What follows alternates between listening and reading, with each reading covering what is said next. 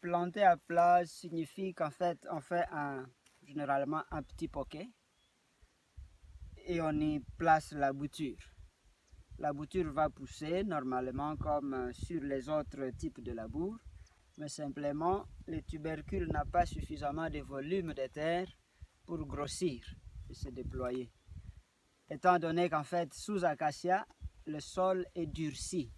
Il y a un faisceau de racines superficielles qui durcissent le sol. Ça, c'est l'observation aussi.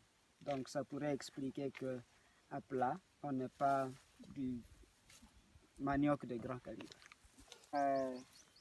Les feuilles d'acacia se décomposent très lentement, donc on voit encore les traces des feuilles qui tardent à se décomposer.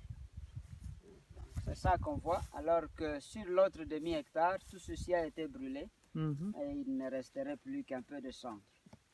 Voilà. Donc éventuellement, nous serons capables de mettre une deuxième culture et profiter des feuilles bien décomposées. Vous pouvez arracher.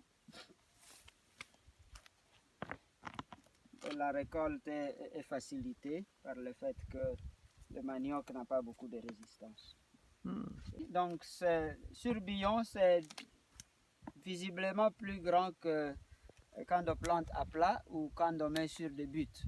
Donc, ce manioc a été planté durant la petite saison de pluie, c'est-à-dire au mois de mars. Et donc, il a bénéficié de pluies de mars, avril, partiellement le mois de mai, qui n'est pas totalement couvert. Et juin, juillet, août, c'était la saison sèche, jusqu'à septembre. Et les pluies ont repris en octobre et le manioc en a bénéficié jusqu'à ce moment ici, où vous l'avez complètement. Voilà. Donc ça, c'est le résultat de tous les éléments nutritifs qui s'accumulent là où on brûle la braise. Si on pèse celui-ci, on aurait facilement 8 kilos. Mais là, ce sont des observations et non des conclusions. Voilà.